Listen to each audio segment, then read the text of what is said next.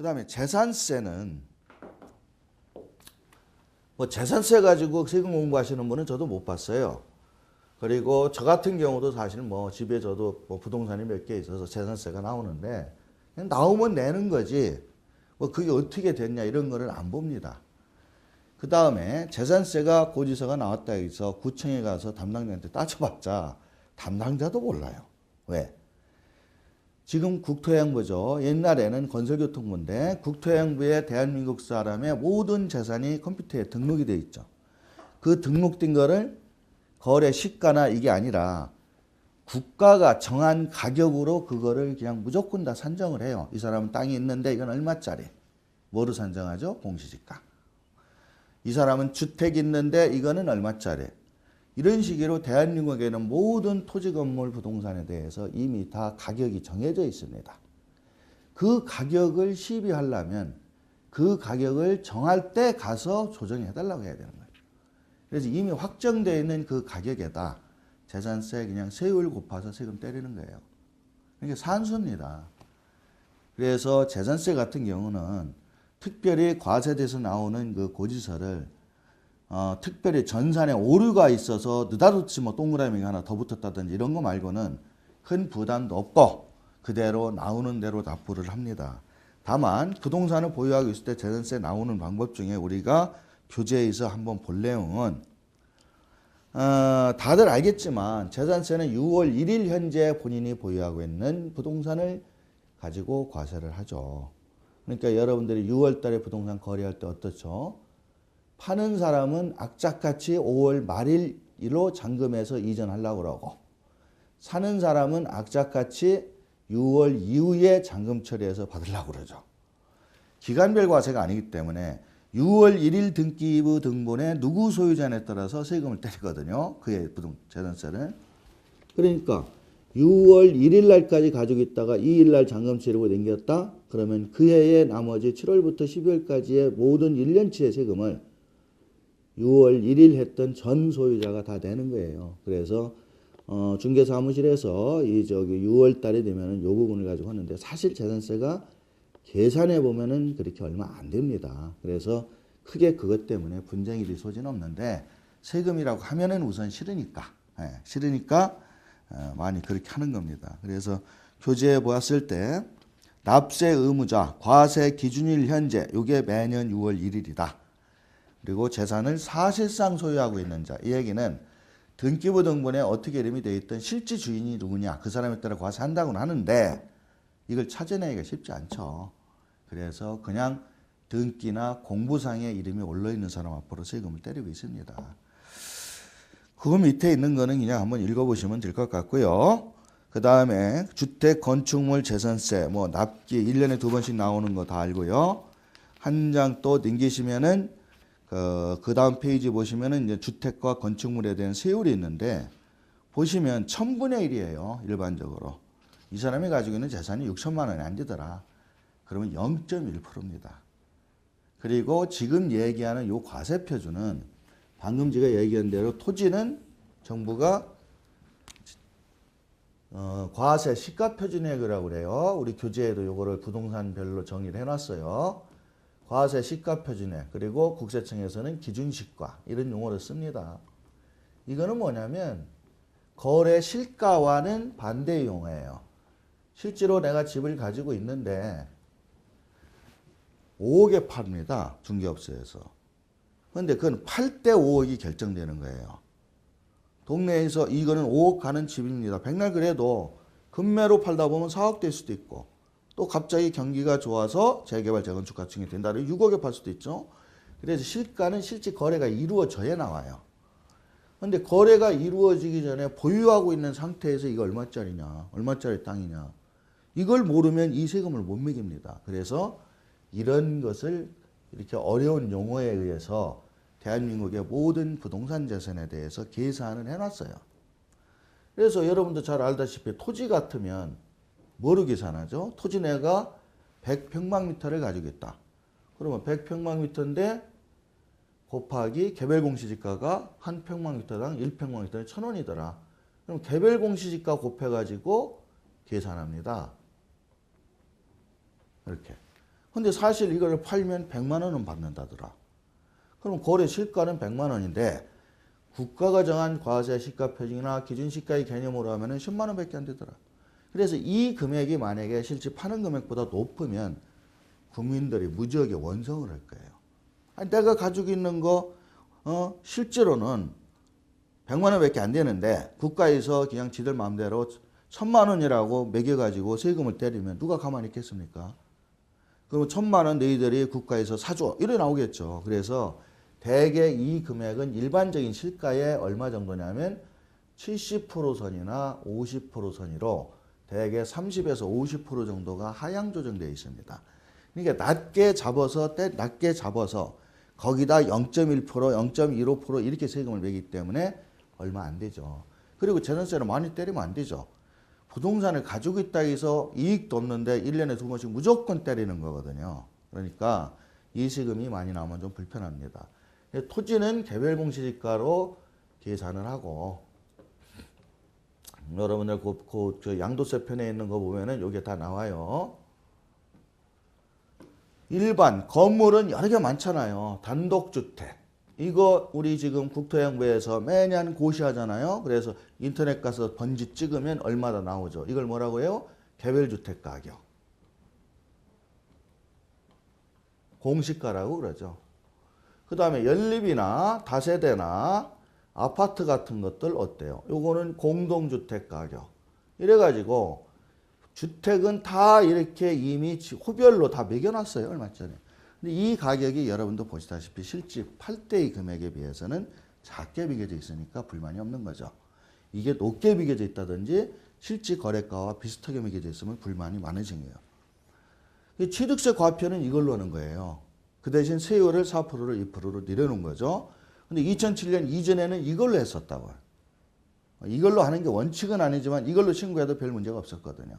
그러니까 그때는 4%를 해도 우리가 세금은 똑같다 이랬던 거죠. 그 다음에 여러분들이 상가, 오피스텔 이런 거는 없겠지. 그러나 이것도 있습니다. 이거는 국세청이 고시하는데 평방미터당 얼마 이렇게 매겨가지고 이것도 고시가가 있어요. 그 다음에 여기에 빠져있는 다른 기타 건물들이 많이 있어요. 그건 어떻게 하느냐.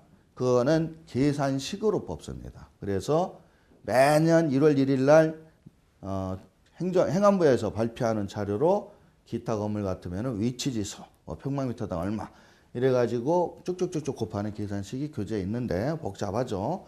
그렇게 해서 또 뽑습니다. 그래서 대한민국에는 모든 부동산은 어떤 방식으로든지 이 기준시가 시가표준액을 계산해낼 수가 있다. 이게 없으면 세금을 못 매기기 때문에 그런 거예요.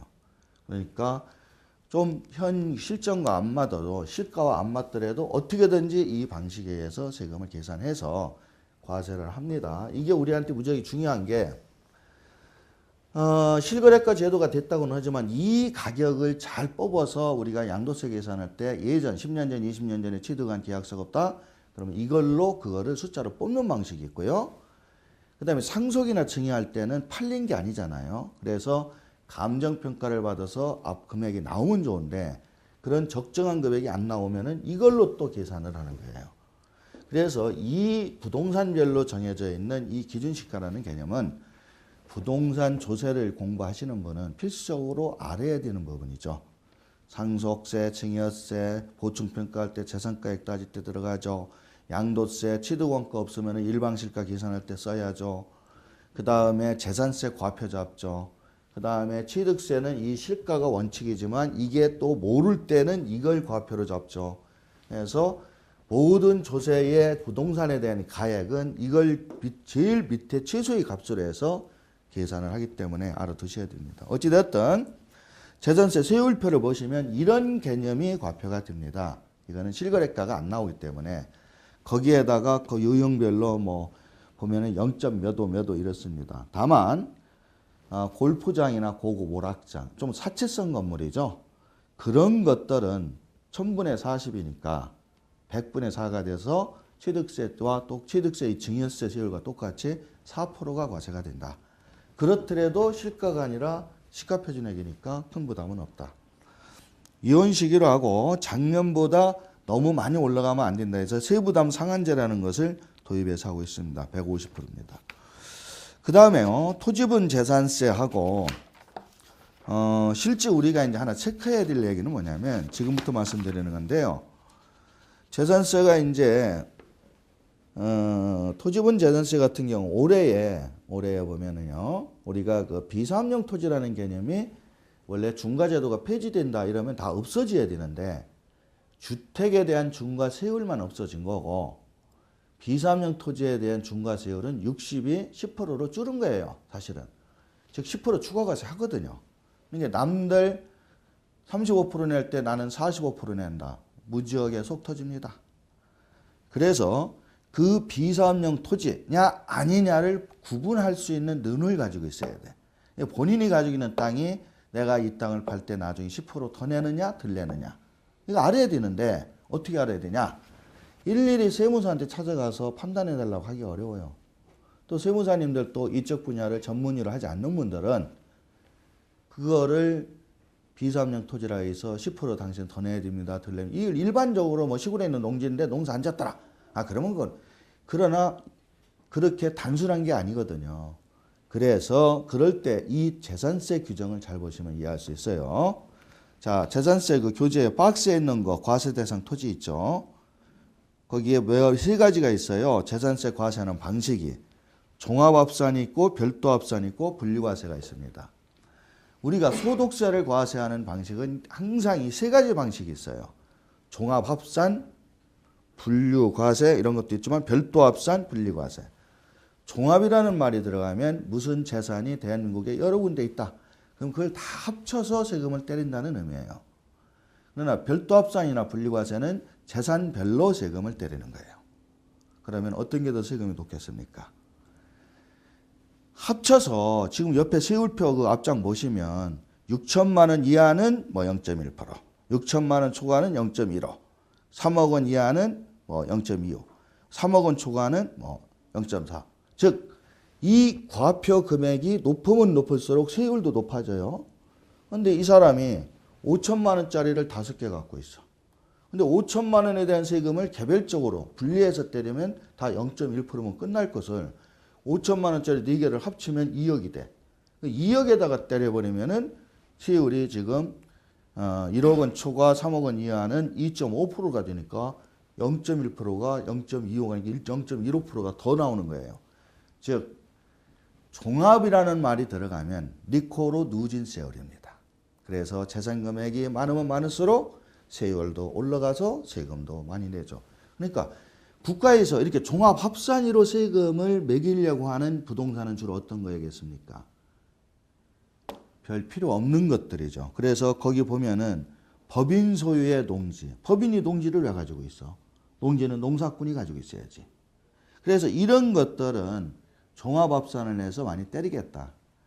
그 다음에 우리가 어떤 공장용지, 공장이 있고 집이 있는데 이 땅이 공장이 가지고 있는 거는 바닥 면적까지 해서 100평밖에 안 되는데 이놈의 땅은 10,000평을 가지고 있더라.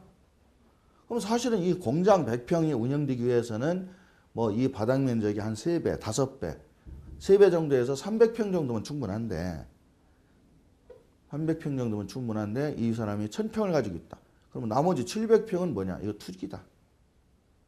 요거를 뭐라고 하냐면 기준면적 초과토지라고 얘기를 해요. 기준면적은 여기까지인데 초과한 것을 더 가지고 있다. 그래서 이런 것들은 종합합산위로 세금을 많이 때려요. 즉 사용하지 않는 잡종지 이런 것들 마찬가지고. 그래서 좀 그 투기의 목적으로 취득한 거 아니냐 이렇게 보는 부동산에 대해서는 종합합산을 하고요.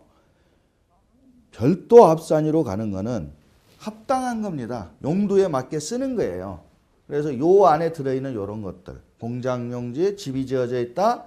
5배까지는 봐준다. 도시지어가는 도시지역 밖은 10배다. 그러면 5배, 10배는 이 집과 같이 움직이는 거니까 이거는 용도가 분명한 거. 그래서 요거는 분리과세. 그러나 만약에 이 사람이 20배를 가지고 있더라. 그럼 나머지 초과한 10배는 기준면적 초과토지라 해서 종합합산. 뭐 이런 개념들이라고 생각하시면 되고요. 그 다음에 분리과세에 들어있는 부동산들은 농사 짓는 땅 이런 것들입니다.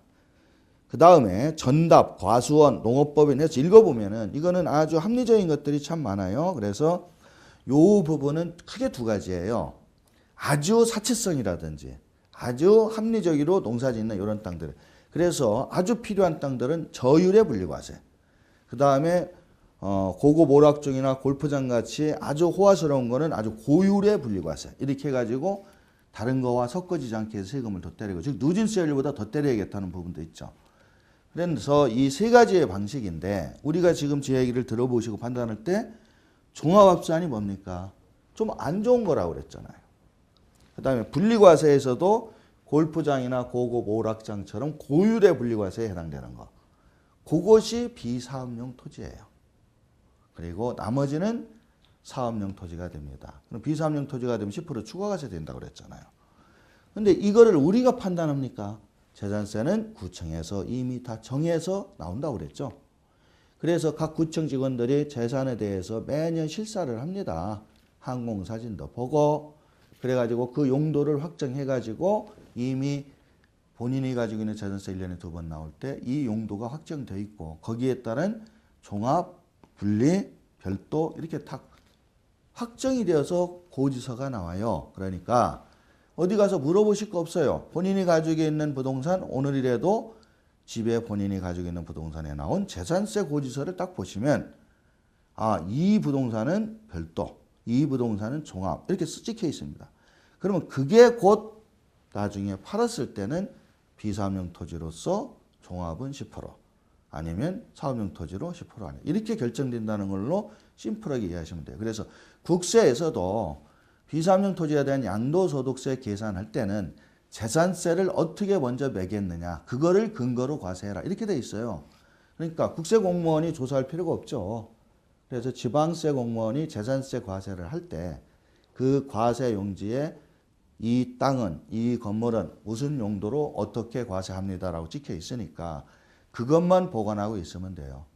그래서 종합합산으로 나와 있으면 비사업용 토지입니다. 그러니까 그 상태로 있다가 팔면 10% 더 해내야 되니까 그때부터는 공부를 하셔야겠죠. 그래서 팔 때까지 사업용으로 바꿀 수 있는 방법이 있다면 연구를 좀 하셔야 되고 딱 보니까 사업용 즉 별도 합산으로 나왔더라. 그러면 이거는 그냥 이 상태로 가지고 있다가 팔아도 비사업용 토지로서 불이익을 받지는 않는다. 이렇게 정리하시면 제일 좋겠습니다. 나머지는 뭐 재산세에서도 우리가 연관해서 볼 거는 없고요. 교재에 있는 게 이제 쭉 세율들을 쭉 적어놨습니다. 특히 그 분리과세 같은 경우 보면은 전답, 과수원, 임야, 목장용지 이런 경우는 0.7, 1000분의 0.7이니까 뭐 세금도 아니죠. 1000분의 7이라면 0.7%인데 1000분의 0.7이니까 0.07%예요. 거기에다가 과표도 개별공시지가로 잡는 거니까.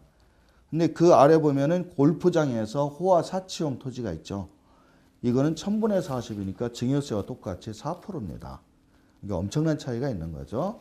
그래서 이와 같이 재산세는 이 과세 방식을 우리가 조금 우리가 그걸 공부할 필요는 없어요.